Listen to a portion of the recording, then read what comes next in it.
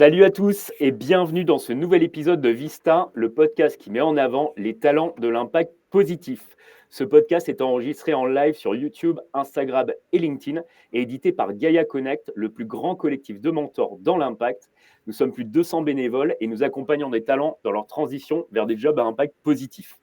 Que tu te poses des questions sur ton sens au travail ou que tu sois déjà en démarche de recherche, viens échanger avec nous sur gaiaconnect.co et on va te trouver les meilleurs mentors adaptés à tes besoins qui t'apporteront des réponses et t'ouvriront leur réseau. Aujourd'hui, on va s'attaquer à un gros morceau. C'est une question qui revient très souvent auprès des personnes qu'on accompagne chez Gaia Connect. La RSE, bonne ou mauvaise idée de reconversion en 2024?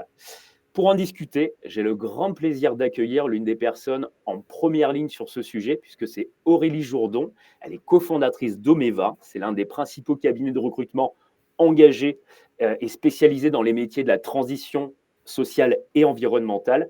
Salut Aurélie et bienvenue au micro de Vista Podcast. Salut Ben, je suis ravie d'être là et bravo pour cette super initiative. Merci beaucoup et on est vraiment ravis de t'accueillir.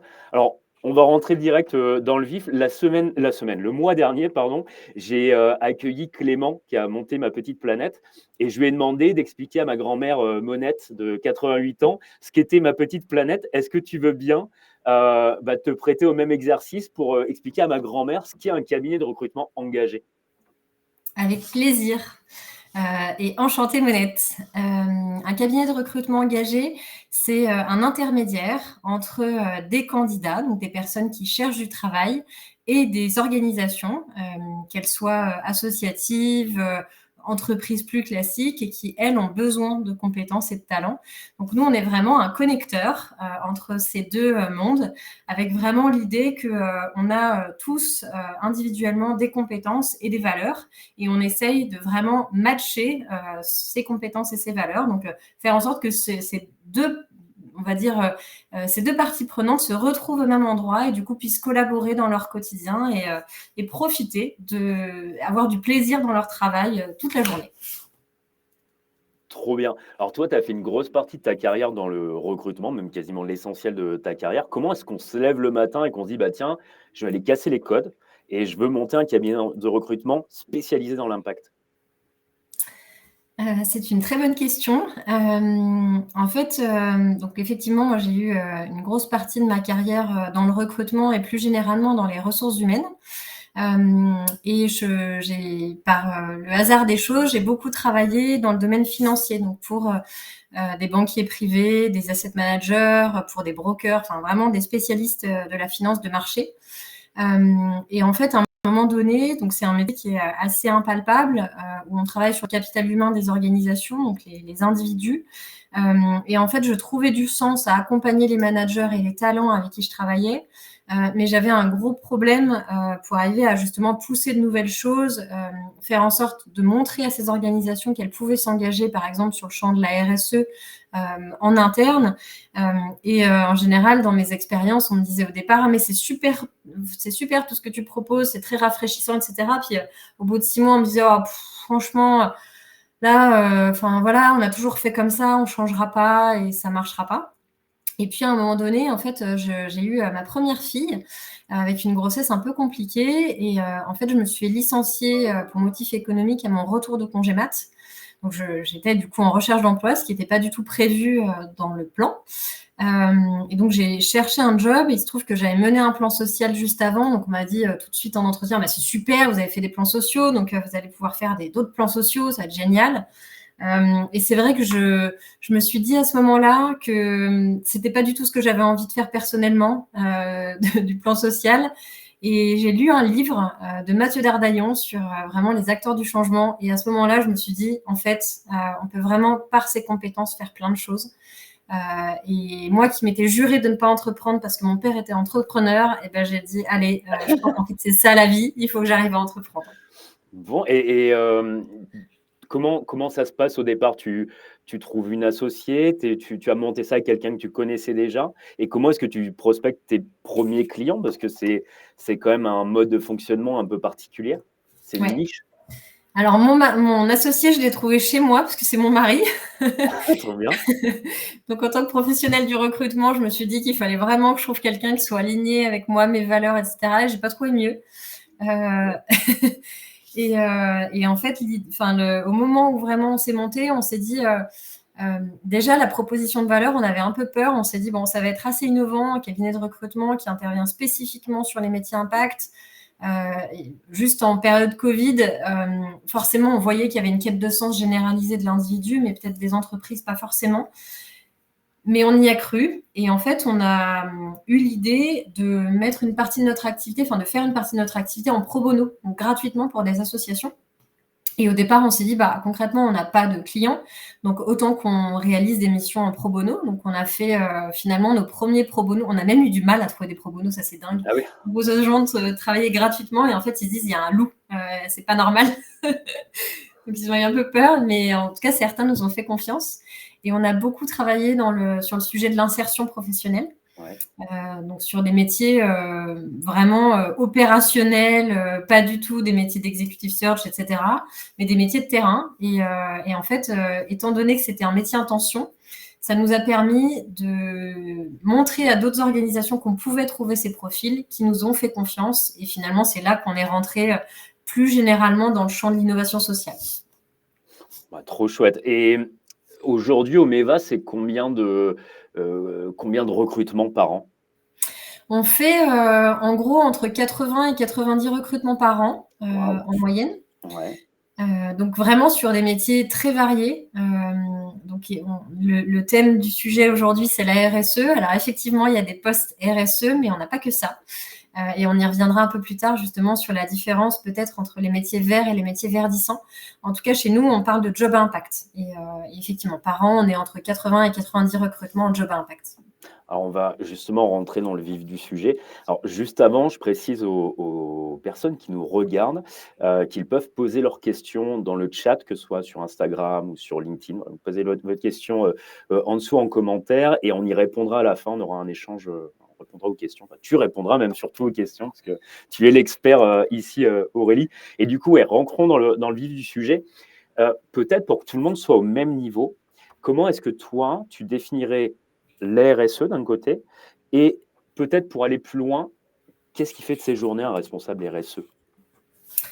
La RSE, pour moi, c'est un professionnel qui intervient sur différents sujets au sein d'une organisation. Donc, souvent, on a tendance à dire que la RSE, c'est un peu l'environnemental d'une structure. C'est pas tout à fait vrai, puisqu'en fait, dans la RSE, il y a vraiment, on parle de responsabilité sociétale d'une organisation. Donc, une entreprise, on va simplifier, a des objectifs et évidemment des obligations vis-à-vis de l'ensemble de ses parties prenantes. Donc, les parties prenantes d'une entreprise, c'est vraiment ses clients, ses fournisseurs, ses collaborateurs, la planète étant une partie prenante également, donc vraiment sur tous les scopes. Donc, ce serait très limitant de dire que la RSE, c'est uniquement l'environnemental. On traite des sujets, évidemment, des impacts en fait de l'organisation sur ces environnements. Avec la réglementation, il y a aussi des choses qui évoluent. On parle de double matérialité, donc c'est finalement les impacts de l'organisation les impacts de l'organisation sur son environnement et les impacts de l'environnement sur l'organisation. Et c'est ça qui est assez intéressant justement de réfléchir aussi à la suite, 2050, etc., à la prospective. On a tout un pan de l'activité RSE qui est vraiment de l'ordre du social et qui est souvent co-animé avec les RH, puisque c'est quand même évidemment le sujet aussi des RH. Donc, toute la politique, l'égalité homme-femme, la diversité, l'inclusion, faire en sorte vraiment qu'on prenne soin des collaborateurs. L'écologie intégrale, typiquement, fait partie évidemment de la RSE, le bien-être apporté aux collaborateurs. Et on a aussi toute une partie qui est plus en lien avec la gouvernance. Donc, finalement,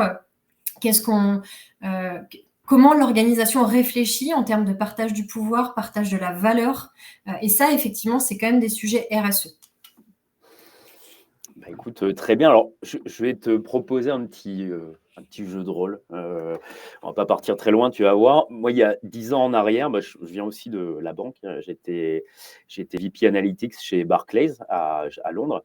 Et moi, quand je suis rentré en France, j'ai fait ma transition sur une rencontre. Une première boîte dans l'impact que j'ai cofondée s'est faite sur une rencontre. Mais on va imaginer que je suis le Ben de 10 ans en arrière, qui était à Londres en costard, qui rentre en France et qui cherche un taf, qui se dit tiens, moi j'ai regardé sur internet les métiers de la RSE, je me suis renseigné, ça me parle. Tu vois, transformer les organisations de l'intérieur, tout ce que tu disais justement sur la gouvernance, etc. Ça me parle beaucoup. J'ai vu qu'il y avait des formations. Tu as plein de formations, tu as des masters, puis tu as d'autres types de formations. C'est une bonne idée pour moi de me former là en 2024 en RSE, parce que j'ai vraiment besoin de trouver un job. Je comprends, Ben. Je pense que, alors il y a différents points de vue. Déjà, il n'y a pas de vérité. Pour moi, ça peut être effectivement une très bonne piste pour certains, ça peut être une piste plus compliquée pour d'autres. Ce qu'il faut avoir en tête, c'est que le marché de la RSE, du coup, les offres disponibles en RSE, il y en a. Et effectivement, pour nous, on qualifie vraiment ça de poste pivot. C'est souvent les postes qui permettent la transition des organisations. Donc, pour arriver à un poste de responsable RSE, il y a d'abord de la mobilité interne, qui est souvent la voie assez classique, parce que connaître une organisation pour effectuer une transition, quelle qu'elle soit, c'est forcément hyper important.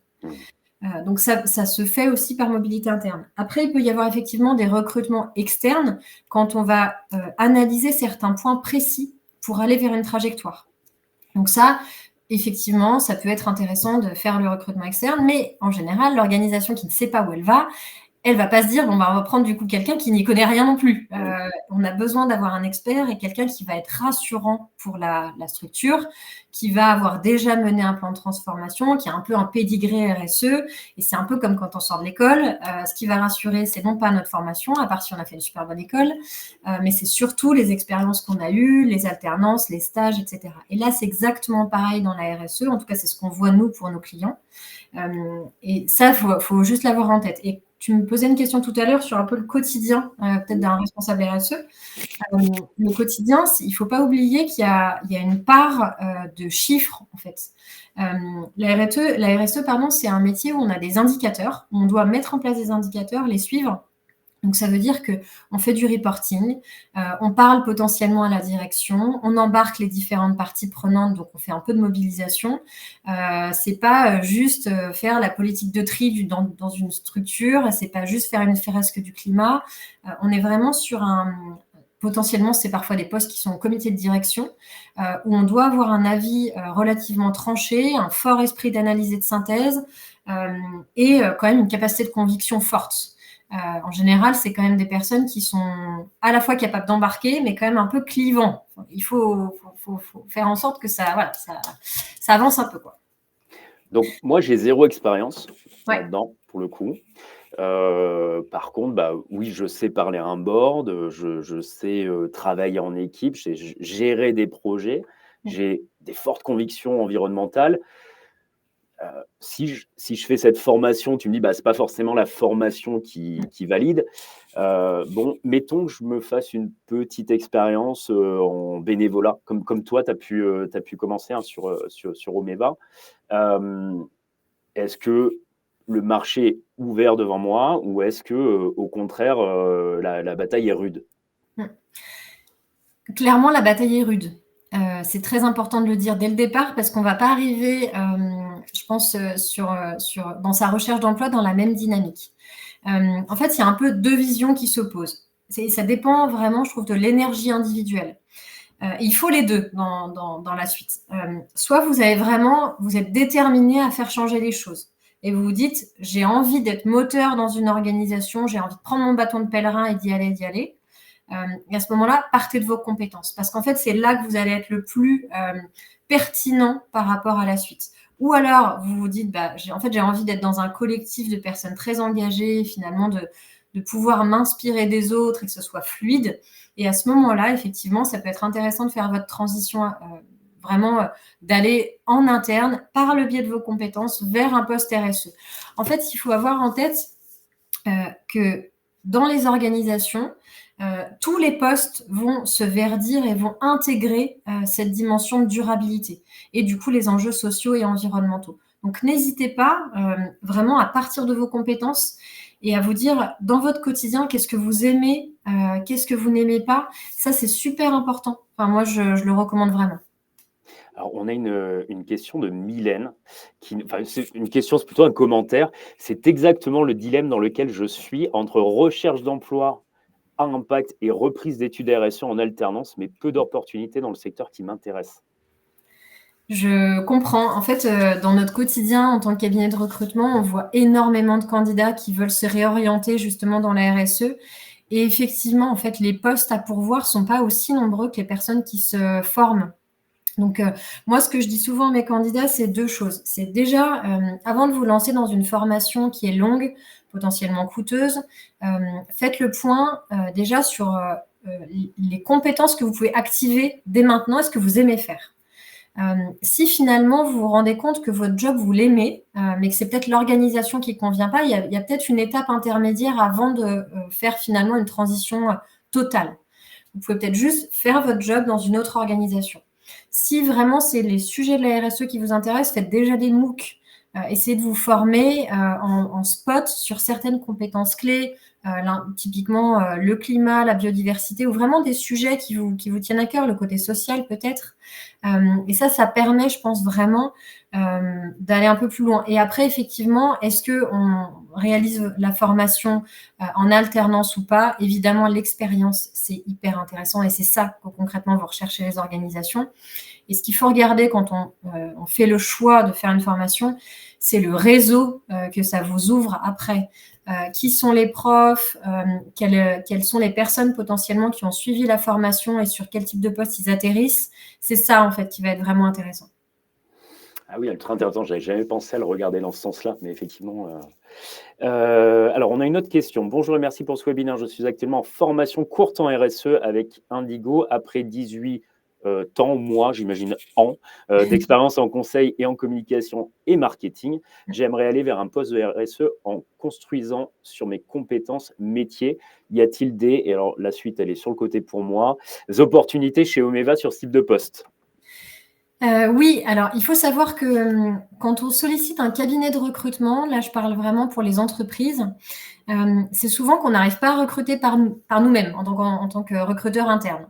Donc ça, c'est un premier point. C'est-à-dire que nous, en tant que cabinet de recrutement, on n'est pas le reflet marché.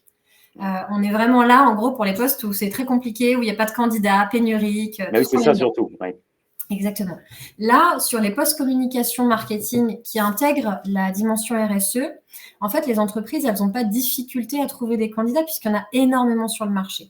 Donc, la plupart du temps, elles ne vont pas solliciter un cabinet de recrutement. Donc, nous, on a beaucoup moins de postes sur ce type de profil. Pour ça, et étant donné qu'effectivement, il y a beaucoup de monde sur le marché, ce qu'on conseille, c'est justement se rapprocher de collectifs, faire des enquêtes métiers, passer par votre réseau pour vraiment essayer un maximum, en fait, que les personnes parlent de vous indépendamment, vraiment enfin, pas passer par le processus classique de recrutement et un CV, une lettre de motivation et c'est laborieux, etc. Mais tout de suite faire du contact et finalement, c'est là qu'on est le meilleur, surtout quand vous êtes communicant à la base, c'est là que vous serez le meilleur. Est-ce qu'il y a une différence, en tout cas dans les offres? Alors, j'ai bien compris qu'effectivement, quand elles arrivaient chez toi, Omeva en tant que cabinet de recrutement, c'est qu'en général, on va chercher un profil très, très spécifique qu'on n'arrive pas à trouver soi-même en tant qu'entreprise. Tu parlais tout à l'heure de quelqu'un qui va te rassurer par son expérience, etc. Est-ce qu'il y a des disparités entre potentiellement une PME et un gros groupe qui, lui, pour le coup, est contraint par une législation sur le thème de la RSE? Et la deuxième question que je pose derrière, qui est peut-être liée, est-ce qu'il y a des disparités régionales en France sur un peu ce goulot d'étranglement dans les offres dans la RSE? Alors déjà, oui, effectivement, c'est pas du tout les mêmes postes, en fonction de la taille de l'organisation. Quand on est dans un grand groupe, on va avoir non pas une personne qui gère la RSE, mais un service, un département, avec après des experts thématiques. Donc, typiquement, je vous donne un exemple lambda, le groupe Accor. Il y a effectivement un Head of Sustainability qui, au sein du groupe Accor, va travailler sur les achats responsables, va travailler typiquement sur toute la partie climat, l'intégration des enjeux biodiversité, comment on intègre, par exemple, le sujet de l'immobilier durable, puisque c'est un parc immobilier important, par exemple, le tri et la valorisation des déchets, l'économie circulaire. Enfin, voilà, il y a énormément d'experts thématiques à chaque fois. Évidemment, pour une petite structure, là, ça va être un profil beaucoup plus couteau suisse. Donc, où on va être beaucoup plus sur le côté pratico-pratique de la situation. Donc ça, c'est important de l'avoir un petit peu en tête, même sur finalement les compétences et les softs qu'il y a derrière. Par exemple, quand on est dans un grand groupe, on va beaucoup plus nous regarder la capacité à collaborer, la capacité à finalement orchestrer les choses, la capacité à prendre le lead face à un codir sur certains sujets, ou à l'inverse, quand on est un expert thématique, de vraiment aller profondément sur un sujet, par exemple biodiversité, donc de prendre un expert capable à la fois de comprendre le sujet et puis dialoguer. Et tu posais une très bonne question sur la partie territoriale, et ça, je trouve que c'est un vrai sujet, parce qu'effectivement, nous, on essaye de se battre chez Omeva pour dire que les jobs à impact, c'est pas que à Paris, mais qu'il y en a vraiment sur l'ensemble des territoires. Effectivement, la RSE, c'est un peu ça, c'est qu'aujourd'hui, c'est un sujet qui est très bien traité par les grosses structures, qui, comme tu le disais, ont une obligation réglementaire forte. La CSRD fait partie des obligations réglementaires qui vont impacter l'ensemble des entreprises. C'est 20 000, enfin pas l'ensemble, mais en tout cas, il y a beaucoup d'entreprises qui vont être concernées d'ici à 2026. Donc, c'est une obligation de transparence. Et effectivement, avec cette obligation de transparence, la RSE est en première ligne. Après, c'est intéressant de se dire que parfois, on ne parle pas vraiment de poste RSE, mais que c'est les personnes qui sont au sein des organisations qui vont porter le sujet un peu de la RSE. Et ça va être un peu une casquette en plus pour une PME. Et c'est souvent ça on voit au niveau plus local. On ne parle pas des grosses agglomérations, Lille, Marseille, Lyon, etc. Là, on parle vraiment des territoires. Et c'est plus finalement une personne au sein de l'organisation qui peut prendre le lead. Et il y a aussi des postes, typiquement les postes hygiène, sécurité, environnement. Évidemment, c'est des postes qui intègrent ce sujet, réglementation, etc., qui intègrent le sujet à la base. Donc, ça peut être aussi des postes un peu plus techniques qui ont du coup cette casquette RSE. Ok. Alors, justement, pour parler un peu des alternatives, parce qu'on a bien compris, bon, la RSE, ça bouge. Voilà, il y a plus d'offres que de demandes ou de demandes que d'offres suivant où tu te places. Tout à l'heure, tu parlais de CSRD.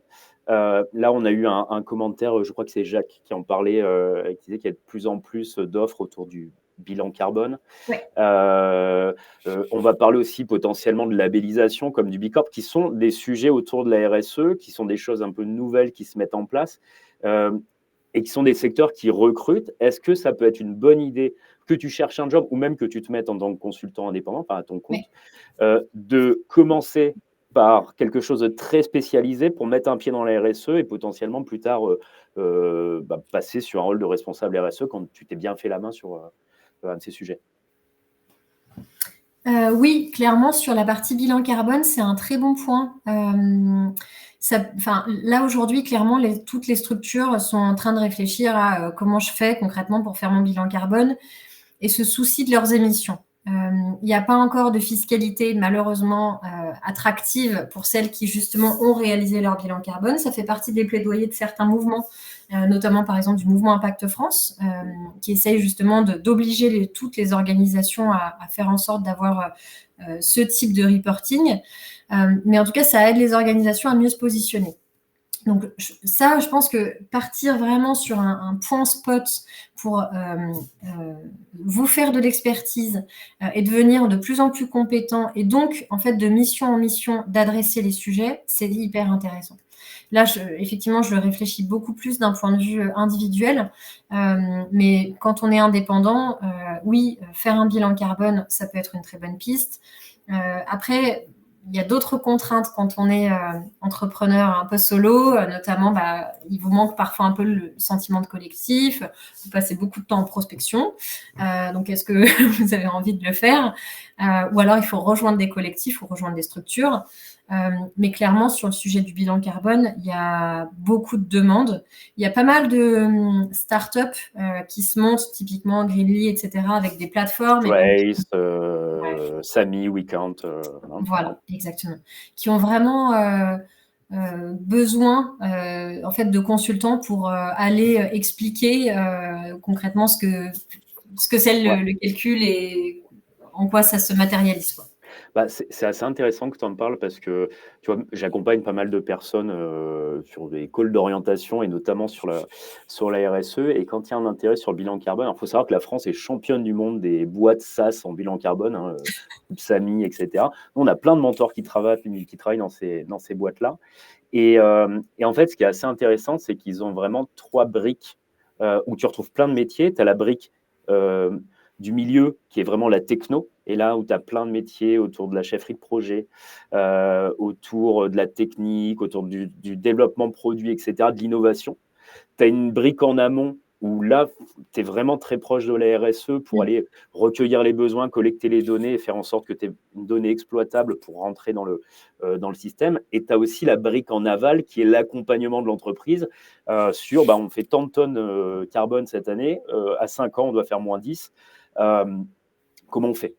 Donc, hyper intéressant, ces boîtes-là, tu as raison d'en parler parce qu'elles recrutent pas mal et même elles lèvent. Donc, Exactement. voilà. Elles lèvent et potentiellement elles forment aussi. Elles peuvent prendre en charge une partie de la formation. Donc ça peut être intéressant. Après, il faut avoir en tête, quand on fait une reconversion professionnelle, l'aspect salarial. Forcément, quand on va vers un métier qu'on ne connaît pas, on arrive, mine de rien, à un niveau pas de l'échelle. Donc il faut être prêt, à la fois dans sa posture et aussi en termes de rémunération, à faire ce gap. Pour parler des secteurs, si je laisse juste la RSE de côté une seconde, quels sont les secteurs en ce moment qui sont en tendance et qui recrutent le plus? Alors, clairement, il y a des secteurs qui recrutent énormément. Alors, les énergies, on a un gros défi au niveau énergétique. Donc, nous, on le voit, on est beaucoup, on est assez sollicité quand même sur le sujet des énergies. Alors, nous, on travaille beaucoup pour le domaine associatif et on voit qu'il y a toujours un déficit de profil associatif. Donc, clairement, là, c'est vraiment tout métier. C'est ça qui est chouette aussi, c'est qu'on peut vraiment miser ses compétences pour les transposer au secteur associatif. J'essaie de réfléchir, est-ce qu'il y a d'autres secteurs d'activité qui vraiment sont en croissance? En fait, à partir du moment où il y a un sujet tech, en ce moment, on le voit beaucoup quand même, c'est un enjeu massif aussi pour les organisations. Donc, le côté tech for good, c'est un secteur qui a recruté et qui recrute encore beaucoup aujourd'hui. Eh bien, écoute, très bien. Alors, on va passer maintenant aux questions. On a déjà répondu à quelques questions en live, mais on va en prendre là qui arrivent. Alors, il y avait une question de Marion tout à l'heure. Tu parlais de MOOC. Est-ce que tu as des MOOC à recommander? Oui, alors il y en a un qui est très bien fait déjà, c'est un MOOC du C3D, le cercle du coup des directeurs de la RSE, qui est vraiment top, bien fait, pas très long. Vous avez la AXA Climate School qui a une partie du contenu quand même qui est gratuit et accessible et qui est vraiment chouette pour vous mettre à niveau sur les sujets quand même environnementaux, c'est vraiment top. Et du coup, ils ont une formation RH que je suis en ce moment et que je recommande aussi. Après, en termes de MOOC, on en a référencé pas mal. On a une fiche ressource qu'on a réalisée. Et du coup, Ben, je crois que vous avez aussi fait un gros travail de mapping quand même avec Gaia Connect. Donc là-dessus, je pense qu'il y a moyen de donner quelques idées. Effectivement, on a une étude disponible sur le sujet que vous pouvez retrouver sur le site de Gaia Connect. Je vais prendre la question de Jacques. On y a un peu répondu tout à l'heure, enfin à celle-ci spécifiquement. Il en a reposé une pour un peu préciser son propos. dans le monde du bilan carbone, est-ce qu'il y a de la place pour les non-ingénieurs? Mais je pense qu'on a répondu un petit peu tout à l'heure avec ces 3 briques. Il y a vraiment des métiers sur de la chefferie de projet, sur des sujets plus variés que de la tech ou avec un parcours d'ingénieur. Je ne sais pas ce que tu en penses de ton côté. Oui, je suis d'accord. Il y a effectivement de la place pour les non-ingénieurs, notamment parce que justement, les solutions SaaS aujourd'hui permettent de simplifier un maximum l'information. Évidemment, vous n'allez pas être spécialiste bilan carbone pour des secteurs qui sont, je pense notamment par exemple typiquement à l'industrie, au secteur du transport, où il y a énormément d'émissions indirectes, où c'est des sujets particulièrement complexes, notamment quand on parle du scope 3, donc les émissions de vos parties prenantes. Là, du coup, ça se complexifie beaucoup en réflexion. Maintenant, effectivement, encore une fois, on n'a pas besoin, en fait, moi je milite vraiment là-dessus pour dire que tous les profils sont nécessaires et souhaités pour faire cette transition, qu'on n'a pas le temps concrètement de devenir tous ingénieurs et c'est pas non plus l'enjeu. Et que même moi, en tant que recruteur, en fait, je peux avoir un impact. Donc, si on essaye de réfléchir à chacun à notre niveau, finalement, avec ses compétences, avec la formation et son souhait évidemment personnel, on peut vraiment faire en sorte de faire avancer les choses. On a une question vachement intéressante de Daphné. Alors, elle est un peu longue, je vais essayer de la résumer. Mais Daphné, alors, elle ne le précise pas, mais j'imagine qu'elle a un parcours dans le social, en tout cas. Elle parle justement des travailleurs sociaux ou médico-sociaux. Et elle dit, est-ce qu'il y a de la place pour ces personnes-là qui ont l'habitude d'accompagner des individus dans des métiers autour de la RSE et est-ce que tu as des exemples de gens potentiellement que tu as pu faire recruter sur des postes de RSE qui ont un background plutôt social, travailleur social? Oui, non, j'ai pas d'exemple. En fait, ce qui est particulier chez les cabinets de recrutement, c'est que la plupart du temps, comme je le disais, on est assez... en fait, nos clients, quand ils nous sollicitent, ils ont une liste de critères qui est du coup plutôt non négociable, parce que sinon, ils auraient essayé tout seuls. Ou alors, ils auraient réussi tout seuls, justement, en faisant appel à leur réseau, en essayant justement de faire confiance à d'autres typologies de profils, etc. Donc, souvent, quand ils font appel à un cabinet, ils ont besoin d'être rassurés. Et qu'est-ce qui rassure? C'est concrètement de prendre des profils qui ont déjà fait ça par ailleurs et du coup, qui effectivement peuvent être pertinents. Donc non, j'ai pas conscience de ça. Maintenant, il faut quand même avoir en tête que de plus en plus, on réfléchit les cabinets de recrutement et les entreprises à l'inclusion justement et à comment on peut faire finalement pour mobiliser des compétences et quelles sont les compétences transférables. C'est des très gros chantiers dans les organisations puisqu'on voit qu'il y a des pans entiers de l'économie qui sont amenés à disparaître parce que en fait, les métiers évoluent, l'IA arrive. Concrètement, les entreprises qui polluent, demain, elles n'existeront plus. A priori, on espère. Donc, du coup, forcément, il y a énormément de changements et de chamboulements au niveau des compétences dans les entreprises. Donc, de plus en plus, par exemple, elles se dotent d'outils pour les aider à recruter. Donc, ça peut être des tests de personnalité, ça peut être de plus en plus d'outils qui permettent justement d'identifier ces compétences transférables et justement de se dire, finalement, quand on est sur un métier en tension, on va peut-être pas forcément recruter un profil classique, mais amener des compétences typiquement du médico-social parce que justement, il y a un souci de l'accompagnement, du care qui est hyper intéressant et qui peut être du coup très pertinent pour une structure. Ouais. On a encore une question qui est vraiment celle d'Ingrid d'ailleurs là, qui s'affiche à l'écran, qui est un peu la même, mais sur le BTP, on va peut-être pas prendre tous les postes possibles et inimaginables sur la reconversion et d'ailleurs on peut en parler sur Galet Connect. Venez vous inscrire, on en parlera avec plaisir de façon individualisée, mais le fait qu'il y ait autant de questions comme ça, je me dis qu'il y a peut-être quelque part un peu une incompréhension de ce qu'est le métier concrètement de la RSE, parce que si on reprend le côté social, effectivement, c'est peut-être plus un secteur qui va amener de vouloir ces compétences-là, mais c'est avant tout un travail de gouvernance, tu dirais, le rôle de responsable RSE. C'est quoi la qualité principale qui est recherchée dans ces missions? C'est dur comme question, ça. Ah, pardon. Oui, mais attends, tu es une experte, hein, je pose des questions à la hauteur de… En fait, ça dépend des enjeux des organisations. Le métier de responsable RSE, c'est comme le métier de recruteur. Tu as des organisations qui ne savent pas recruter et donc on va leur mettre quelqu'un qui leur apprend à recruter. Tu en as d'autres qui sont hyper professionnalisés et qui du coup ont plutôt besoin de techniciens. Ouais. C'est exactement pareil dans le domaine de la RSE. Ce qu'il faut juste avoir en tête, c'est que pour aller en RSE, il faut effectivement avoir cette vision stratégie. Quels sont concrètement les enjeux de l'organisation d'un point de vue humain, d'un point de vue économique, d'un point de vue environnemental? Comment on les traduit en feuille de route? Déjà, on pose des objectifs qu'on aligne avec le CODIR, donc ça nécessite quand même vraiment un gros travail de synthèse, justement de clarification, d'alignement, etc. Et ensuite, on fait une feuille de route sur laquelle on a nos objectifs et annuellement, on va justement vraiment créer des indicateurs, aller suivre ces indicateurs-là. Et après, on est vraiment sur un travail, évidemment, de mise en place d'indicateurs, mais de reporting, en fait, concrètement. Et on va dire aux investisseurs qu'est-ce qu'on a fait, on va dire aux salariés ce qu'on a fait, à la direction, etc., etc. Et finalement, les actions RSE, c'est pas le responsable RSE qui va prendre toutes les actions et qui va prendre tout ça avec ses petits bras et dire allez, moi j'y vais. Non, en fait, c'est porté par un collectif.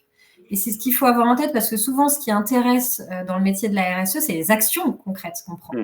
Et en fait, les actions, c'est les actions d'un collectif, d'une entreprise. Donc, c'est les actions de chaque individu, que ce soit les RH, que ce soit les achats, que ce soit la stratégie marketing. Finalement, tout le monde a un point, une brique à mettre en œuvre pour atteindre la stratégie finale. Le rôle du responsable RSE, c'est plus être un coordinateur et faire en sorte que chacun comprenne quel est son job, quelle est sa mission et comment il va faire pour faire avancer la stratégie RSE de la boîte. Donc, si je reprends mon Ben du passé dans le présent, là, qui avait quelques rides en moins, en fait, si je veux aller postuler, il faut d'abord que je commence peut-être par la boîte en me disant, est-ce que moi, j'étais dans la banque avant, est-ce qu'il vaut mieux que j'aille plutôt favoriser des banques sur lesquelles je vais avoir une meilleure compréhension en me disant, c'est là qu'il faut que j'aille taper parce que la RSE, potentiellement, j'ai plus de chance là-dedans. Je pense que c'est une bonne piste, en tout cas, de se dire que tu as compris le secteur d'activité, les enjeux du secteur. Pour faire ça, comme tu le disais, tu peux soit venir du secteur, soit typiquement dans ton entourage, tu as des personnes qui comprennent ce secteur, avec qui tu as déjà bien échangé, tu penses que tu comprends. Tu peux faire des enquêtes métiers, vraiment pour parler avec des professionnels et leur dire concrètement c'est quoi les enjeux de votre secteur. Et en fait, on le voit bien, les candidats qui sont les plus pertinents en entretien, c'est ceux qui parlent le même vocabulaire. Donc, effectivement, tu as totalement raison. Toi, tu es financier au départ, tu seras plus pertinent à discuter avec des financiers que si tu vas dans l'associatif où ils ne vont pas te comprendre. Il y a vraiment cet enjeu complètement d'alignement et de faire en sorte tout simplement que tout le monde ait le même référentiel. Ok, ultra intéressant. Alors, je vais prendre une autre question, c'est la question de Nicole, qui est un peu plus généraliste. Quand on candidate pour un job à impact, quels sont les codes à respecter comparés à des jobs classiques? Alors, code, j'imagine, dans le CV, dans l'entretien, tu viens d'en parler un petit peu là. Mais ça, je pense que c'est pour tous les métiers, hein, pour le coup, c'est pas pour tous les métiers. Alors, je vais déconstruire un certain nombre de choses. Vous n'avez pas besoin de faire un CV avec des fleurs ou faire quelque chose de vraiment hyper différent. En fait, il faut vraiment vous dire qu'un recrutement pour un job à impact est un recrutement classique. Ça sera clairement un CV où vous mettez en avant vos compétences. La seule différence que vous pouvez peut-être travailler différemment, moi je le dis souvent, c'est enlever vos hobbies, mettez vraiment vos engagements. Typiquement, les MOOC que vous avez suivis, vos expériences associatives, les sujets qui vous tiennent à cœur, les bouquins que vous avez lus, vraiment pour montrer à quel point vous êtes intéressé par le sujet pour lequel vous postulez. Et effectivement, un CV, une lettre de motivation, ça se personnalise. On ne peut pas postuler, alors, sauf pour un cabinet de recrutement en candidature spontanée, mais quand on postule à un poste, on ne peut pas faire quelque chose de généraliste. Sinon, à tous les coups, surtout si vous venez pas du domaine, vous allez avoir une réponse négative ou pas de réponse. Je comprends bien. Alors, on a la prochaine question qui est de Franck. Où chercher des offres d'emploi à impact? Alors, il y en a beaucoup et c'est effectivement une des difficultés que vous pouvez tous rencontrer. il n'est pas toujours évident de savoir si l'organisation est engagée ou non et si le poste est à impact ou non. Je fais juste un petit retour en arrière parce que c'est important à ce moment-là peut-être de faire la différence entre un métier vert et un métier verdissant. Un métier vert, c'est un métier sur lequel vous avez effectivement eu vous êtes en gros sur un métier technique, soit d'un point de vue social, soit d'un point de vue environnemental, mais où vous œuvrez concrètement sur la transition. C'est ça vos missions. Un métier verdissant, c'est un métier qui est en cours de transformation. Et là, on parle souvent typiquement des fonctions support, les RH qui sont amenés justement à traiter un peu plus les sujets environnementaux. Ça peut être les marketing, communication, la finance, etc. Tout ça, c'est des métiers verdissants qui sont en train de changer. Donc, forcément, quand une entreprise communique, si elle est très engagée, elle va simplement poster un job, par exemple, de RH. Et elle ne va pas du tout se dire que c'est un poste de RH engagé pour activer une stratégie environnementale. C'est dans l'annonce que vous allez le voir. Donc, ça ne se joue pas toujours sur les intitulés de poste. Alors, vous avez deux possibilités. Soit vous avez vraiment des job boards qui sont dits spécialisés. Donc, typiquement, Jobs That Make Sense peut être assez pertinent. Et là, effectivement, c'est en général plutôt des structures engagées quand même qui vont sur une plateforme comme ça. Vous avez par intitulé peut-être la possibilité justement de trouver certains postes en lien avec les compétences de votre métier. Et puis après, tous les généralistes, concrètement, vous avez effectivement des postes très intéressants sur LinkedIn, vous avez des postes sur Welcome to the Jungle énormément, qui est un très bon vecteur aussi d'offres, et vous avez, si on revient un tout petit peu sur le côté spécialiste, une initiative qui s'appelle Shift Your Job, qui a été montée par le Shift Project, donc une association qui a été fondée par Jean-Marc Jancovici, qui a fait un petit plugin avec Jobs That Make Sense et qui est plutôt chouette parce que ça vous permet de vous dire par rapport à votre secteur d'activité, vous pouvez trouver les organisations engagées. Donc, c'est collaboratif. Il n'y aura peut-être pas toutes les organisations, mais plus finalement les citoyens s'emparent du sujet, plus cette plateforme évolue. Et du coup, vous pouvez aussi voir celles qui recrutent à l'intérieur. Donc, ça, c'est assez intéressant. Trop bien. On avait une question de Daphné qui revenait un peu sur la question précédente autour des assets. Comment est-ce que tu te vends bien sur une offre à impact, mais je pense que tu as un petit peu répondu. Tout ce qui est bénévolat. Oui. Tout à l'heure, tu parlais, virer les hobbies. Voilà, tout ce qui est bénévolat, c'est des choses également, j'imagine, que tu conseilles de mettre très en avant sur le CV. Tout à fait. Le bénévolat, vous pouvez le mettre en fait à deux endroits. Soit dans votre expérience, si vous avez une expérience assez importante, que typiquement vous êtes en pause professionnelle et que vous vous dites, tiens, finalement j'ai rejoint telle association et j'ai vraiment un poste de trésorier ou de... peu importe, mais où ça vous apporte quelque chose d'un point de vue professionnel, c'est très important de vous dire que vous pouvez vraiment le valoriser. Donc, n'hésitez pas à mettre vraiment vos missions comme vous pouvez le mettre pour une expérience classique. Ou alors, dans cette partie engagement, si, par exemple, vous êtes, je ne sais pas, animateur de la fresque du climat, voilà, ça, c'est hyper pertinent à mettre, évidemment, dans un CV. Avec ta ceinture, potentiellement, dessus. Exactement. Oui, donc si tu as fait cuire des saucisses à la kermesse de l'école en tant que bénévole. Ou si tu prends l'avion souvent, on évite de le mettre, quoi. Bon, pas de souci. Il y avait, alors j'ai pas le nom de la personne, mais c'est quelqu'un qui a posé la question sur LinkedIn qui demande si tu as des recommandations de formation courte en RSE. Donc des choses peut-être moins diplômantes, mais qui donnent, par exemple, tu vois, des bons outils pour commencer dans le secteur. Non, j'ai pas d'exemple de formation courte. Après, vous pouvez faire quand même quelque chose qui est assez pertinent, qui pourra peut-être même vous aider si vous êtes en poste, c'est la formation de B Corp pour être B-Leader. Parce que ça, je crois que de mémoire, c'est sur une journée. C'est 2 jours à une semaine d'écart, mais c'est que dalle, ouais. Donc franchement, ça se gère sur un calendrier, etc. Potentiellement, ça peut être pris en charge par votre OPCO si justement vous êtes en poste et que votre organisation est intéressée à l'idée. Ça peut être aussi pris en charge par l'OPCO. Et du coup, au moins, ça vous permet en fait de comprendre globalement la RSE et peut-être même d'aider votre structure parce que en fait, ça s'appuie sur le questionnaire de B Corp qui est vraiment complet sur différents thèmes. On est en plein devant nous, donc très content. Voilà. Tu peux encore mieux en parler que moi, du coup. Nous, on a une ancienne salariée qui est partie chez Bicorp et effectivement, on le voit, c'est très pertinent. Juste déjà de se poser des questions, en fait. C'est surtout ça, ça ouvre vraiment l'esprit. Oui, oui, clairement. Et surtout, moi, je trouve que ce qui est très intéressant, c'est sur la partie gouvernance. Tu vois, toute la partie gouvernance sur le Bicorp, c'est des choses qui sont très, très liées à la RSE, quoi. J'avais une question. Alors, on a la question de Francine là, qui s'affiche, mais je vais lui couper la politesse. J'avais une question parce que ça se rapportait aux formations.